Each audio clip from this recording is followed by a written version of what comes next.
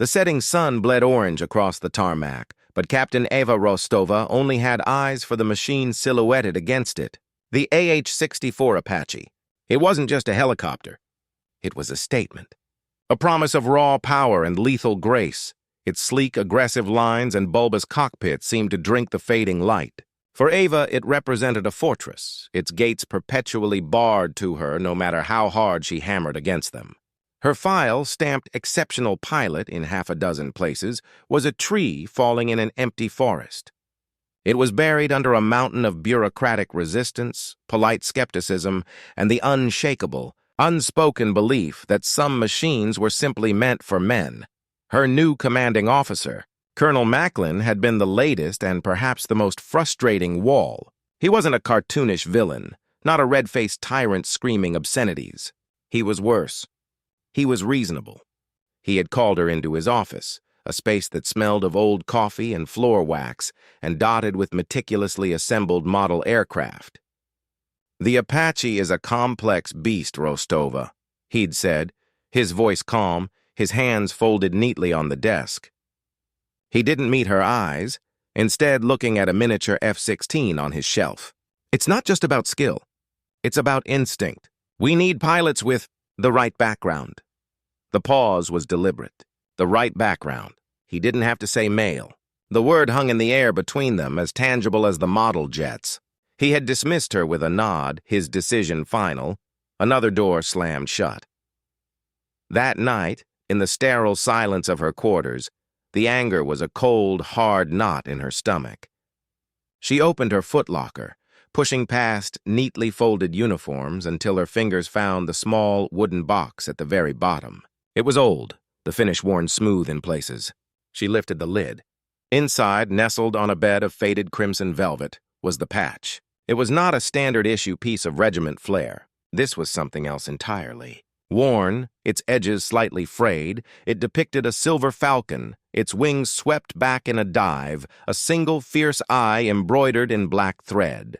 It was a relic, a secret handshake from a forgotten war. As her thumb traced the raised threads of the falcon, the world outside her room, the distant hum of a generator, the shouted goodnight from a fellow officer, faded away. This patch was her tether, her proof.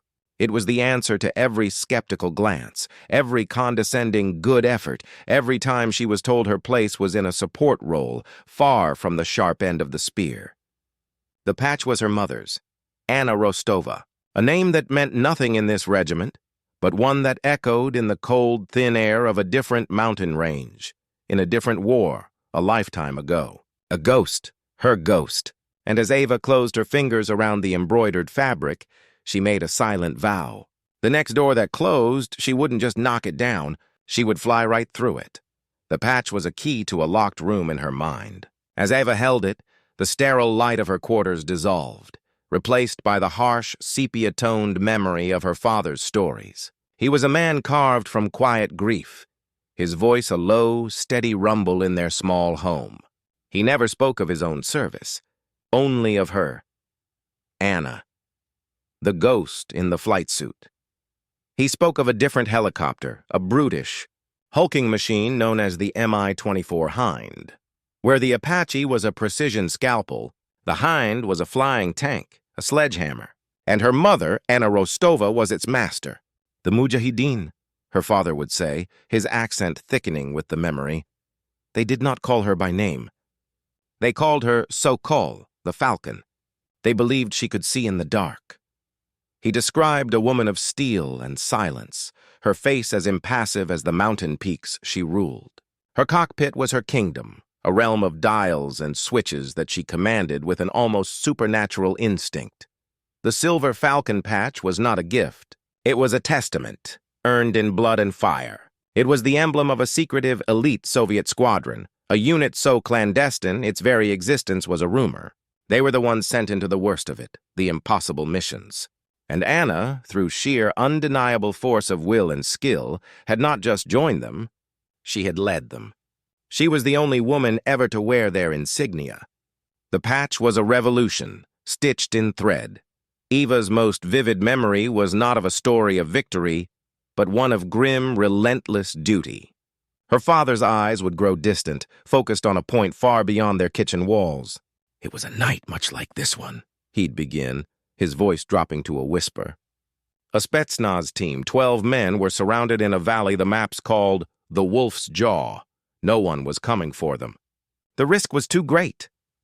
The command had refused to authorize a rescue. The losses would be unacceptable. But Anna had listened to the desperate, crackling radio calls. She heard the voices of young soldiers, not so different from the men Eva now served with. Without orders, without support, Anna Rostova had fueled her hind.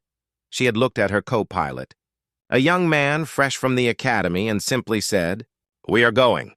She flew into a storm of lead, her heavy gunship a blazing beacon in the dark Afghan sky. The Mujahideen threw everything they had at her. Her father described the radio traffic, the frantic calls, the shock as she used her own aircraft as a shield, drawing fire away from the trapped soldiers, her rotors chewing the thin air just feet from the jagged cliffs. She held the line. She gave the Spetsnaz the precious minutes they needed to break free and escape to an extraction point. But the cost was written in fire and metal. A lucky shot from a heavy machine gun severed something vital. Hydraulic fluid sprayed like blood. The last transmission from her cockpit was not a scream, but a calm, steady order to the escaping men. "Run, now!" The hind, her mother's throne, became her tomb. It spun into the darkness and crashed into the unforgiving rock. They never recovered the body. Anna Rostova was listed as missing, presumed dead, a quiet, bureaucratic end for a warrior. But the men she saved, that secretive squadron, they knew. They sent the Patch, her silver falcon, to the husband and the daughter she left behind. It was their only medal, their only eulogy. It was a message. It said, she was one of us. She was the best of us. And as Eva sat in her quiet room, the modern world waiting outside, she knew that same fire, that same impossible sense of duty, was now her inheritance. It was a heavy legacy, but it was the only one that mattered. The present rushed back in with the sudden deafening shriek of the base alarm. The klaxon was a physical force, vibrating through the floor and shaking Eva from her memories. Battle stations. She was on her feet in an instant, the silver falcon patch clutched so tightly in her fist, the embroidered threads pressed hard into her palm. She shoved it into her flight suit pocket and ran. The operations center was a scene of controlled chaos. The air was thick with the smell of coffee and tension. Officers clustered around radar screens, their faces illuminated by the cool blue light, voices low and urgent.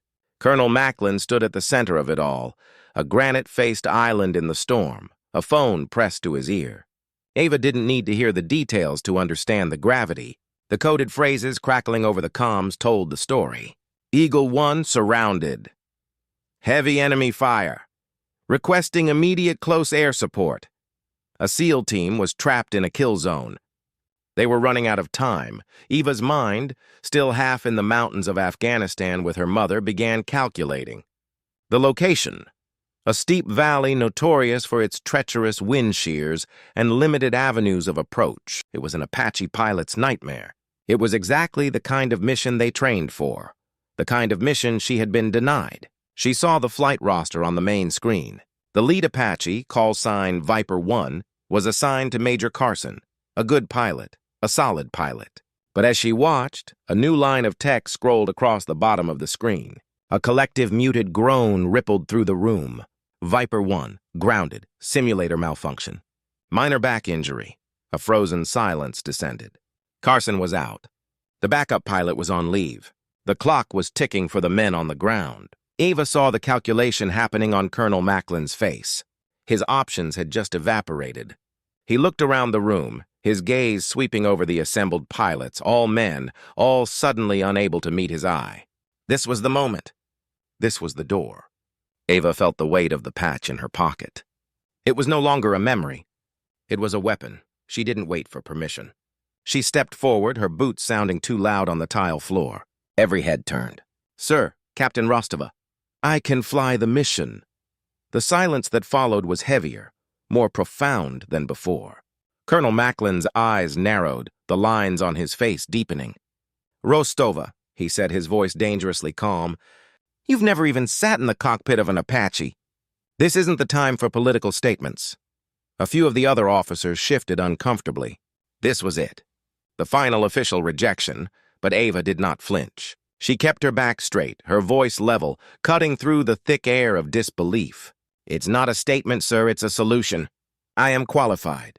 I have studied every system, every manual, every tactical doctrine for this aircraft.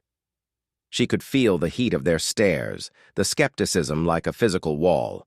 She took another step forward, closing the distance to the map table. This was the gamble.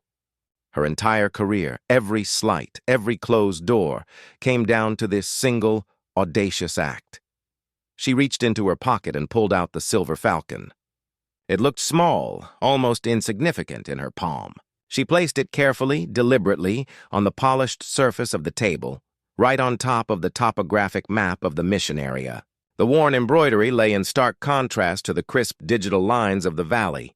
My mother, Captain Anna Rostova, flew the Mi-24 Hind in combat.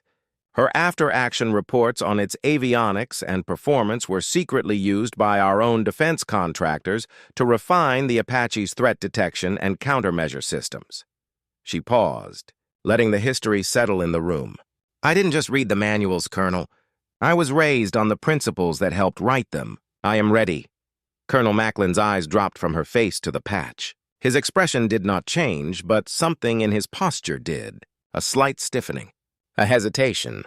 He was a historian, a man who knew the legends of Cold War aviation.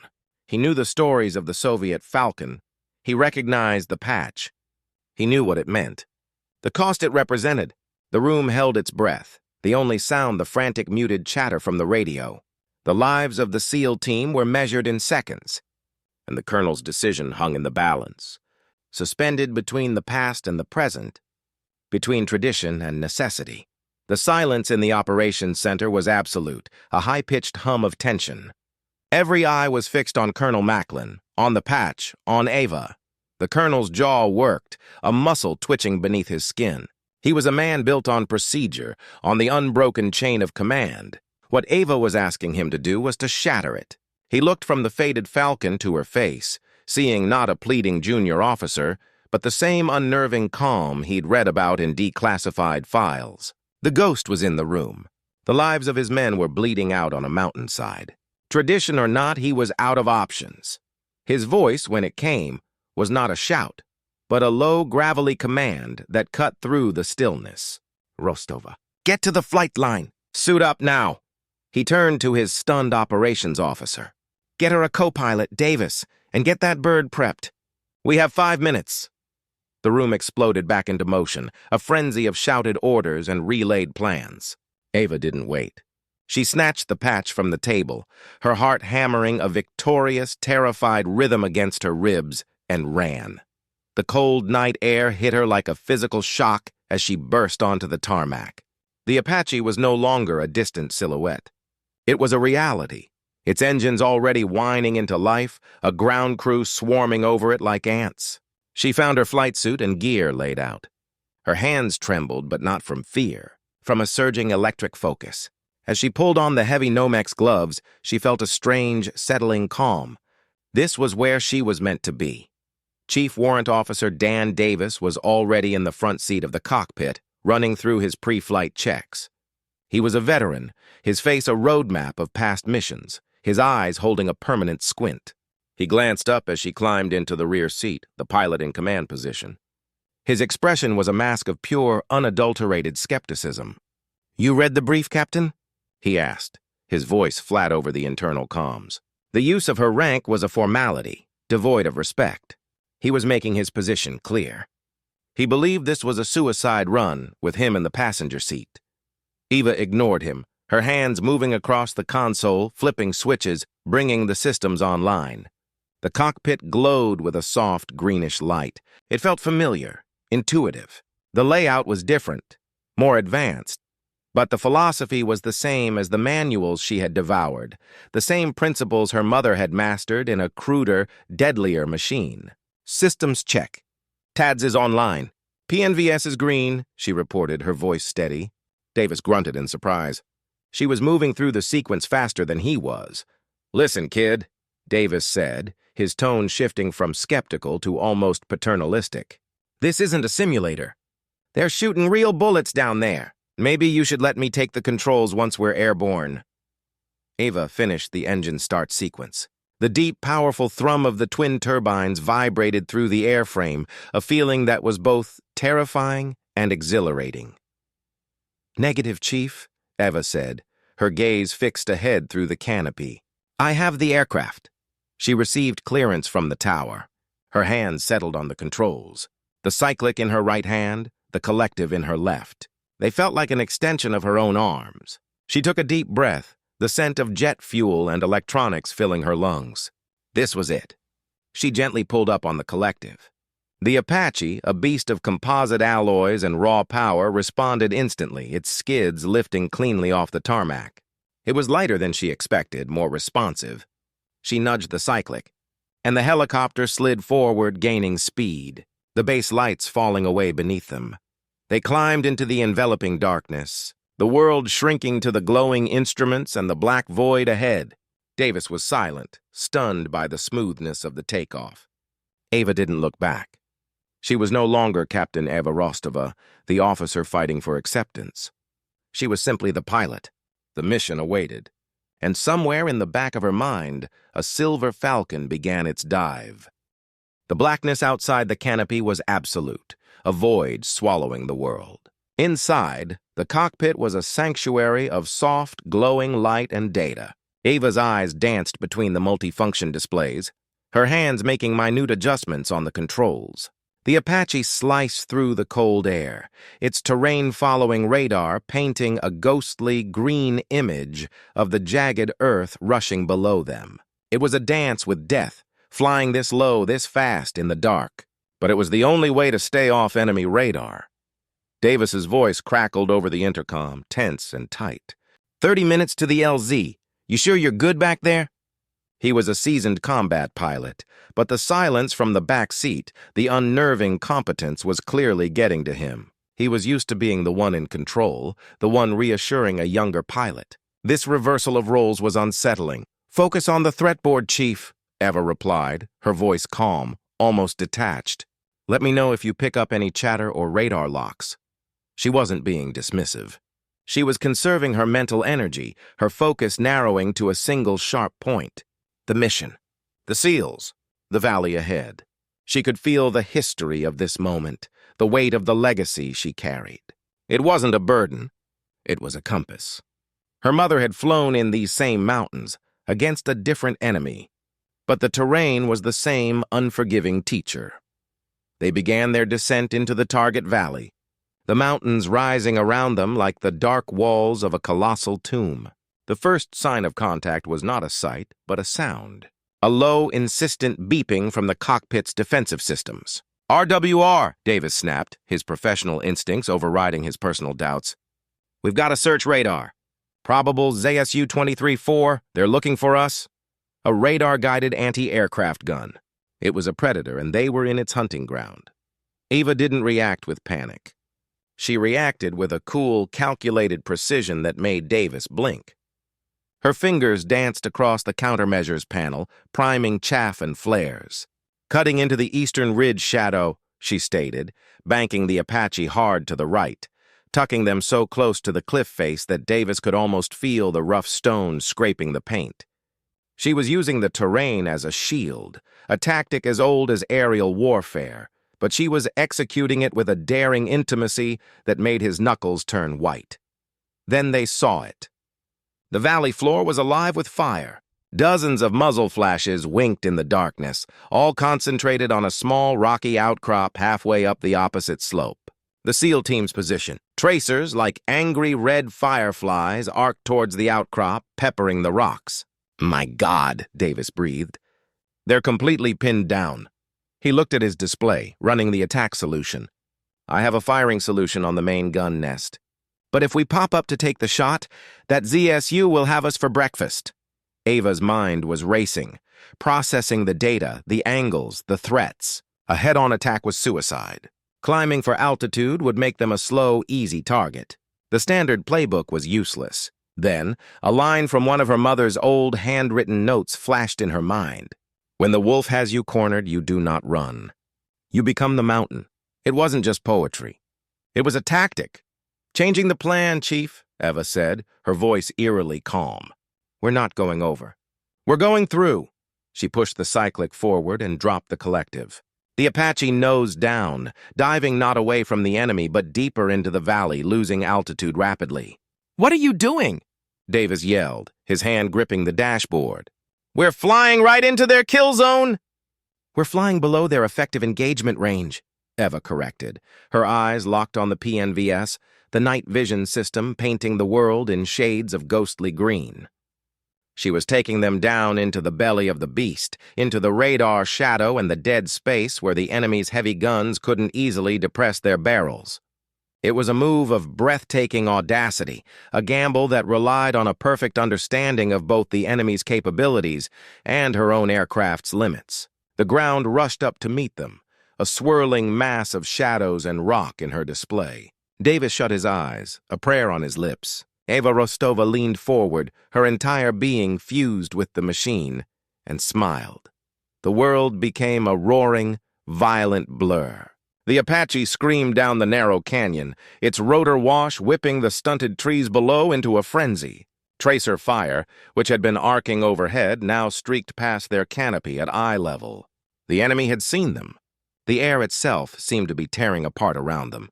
"Chaff! Flares, now!" Eva barked, her voice cutting through the cacophony. Davis, his face pale and slick with sweat, punched the countermeasures. Clouds of metallic chaff bloomed around them, and brilliant flares tumbled through the darkness, spoofing the enemy's heat-seeking missiles. "Left! Hard left!" Davis shouted as a rocket-propelled grenade sizzled past, missing them by feet. Eva didn't flinch. She banked the massive helicopter with a surgeon's touch, using the canyon wall as a shield, her movements fluid and precise where any other pilot would have been jerky with panic. She was reading the battlefield not as a map, but as a current, and she was riding it. "They're adjusting," Davis warned, his voice tight. "The ZSU is tracking us along the ridge. We're running out of room." The canyon was narrowing, a dead end looming ahead. They were being herded into a trap. This was the moment. The Falcon's dive. Eva's mind was icily clear. She saw the one path the enemy wouldn't expect, the one move that broke every rule in the manual. "Hang on," was all she said. She pulled back on the cyclic and hauled up on the collective, not to climb, but to arrest their descent. At the same time, she kicked full left rudder. The Apache shuddered, groaning in protest as it pivoted nearly 90 degrees on its axis, its nose pointing straight up at the canyon wall. For a heart-stopping second, they were a stationary target. "Rostova, what are you doing?" Davis yelled, pure terror in his voice. But Eva wasn't looking at the wall. She was looking at her systems. The target acquisition and designation system was locked onto the ZSU anti-aircraft gun emplacement on the ridge high above them. From this impossible angle, the enemy gun couldn't depress its barrels far enough to hit them. They were in its blind spot. "Firing Hellfire," she announced, her voice as calm as if she was on a training range. She squeezed the trigger. The missile shot from its rail with a whoosh of flame, climbing on a near-vertical trajectory. It streaked up the cliff face, a tongue of fire in the night. On the ridge, the ZSU crew, confident they had the helicopter cornered, never saw it coming. The Hellfire impacted with a silent, distant flash on their screens, followed a second later by a satisfying secondary explosion that lit up the ridgeline in a brief, fiery flower. The radar warning receiver fell silent. The primary threat was gone. The sudden quiet was deafening. Eva immediately pushed the cyclic forward, nosing the Apache back into level flight, skimming just feet above the canyon floor. Davis sat in stunned silence, his breath coming in ragged gasps. He had just witnessed something beyond skill. It was artistry. A brutal, beautiful ballet of destruction that had rewritten the rules of engagement right in front of his eyes. Down below, the enemy ground forces, their air cover suddenly obliterated, were thrown into confusion. The relentless hail of fire on the SEAL position faltered. Eva didn't waste the opportunity. She brought the Apache around in a tight turn, its 30mm chain gun now having a clear line of sight. "Engaging ground targets," she said, her tone all business. The deep, rhythmic thump, thump, thump of the chain gun filled the cockpit, each burst precisely walking into a machine gun nest or a group of fighters. It was swift, clinical, and devastating. Within minutes, the valley fell into an uneasy silence, punctuated only by the fading echoes of the gun and the steady thrum of their rotors. The SEALs were no longer pinned down. The path was clear. Ava Rostova had not just survived her first combat engagement, she had dominated it. The flight back was a journey through a different kind of darkness, one filled with the heavy silence of aftermath. The adrenaline that had fueled Ava seeped away, leaving behind a profound, bone-deep exhaustion. The Apache felt different now. Not just a machine, but an extension of her own will, its metal skin still humming with the memory of the fight. Davis had not spoken a word since they left the valley. He simply stared out his canopy, his earlier skepticism replaced by a quiet, almost reverential awe. He had seen the manuals come to life. He had flown with a ghost. As their helicopter touched down on the tarmac, its skids kissing the concrete with a gentle sigh, the dawn was just breaking, painting the sky in soft hues of pink and gold.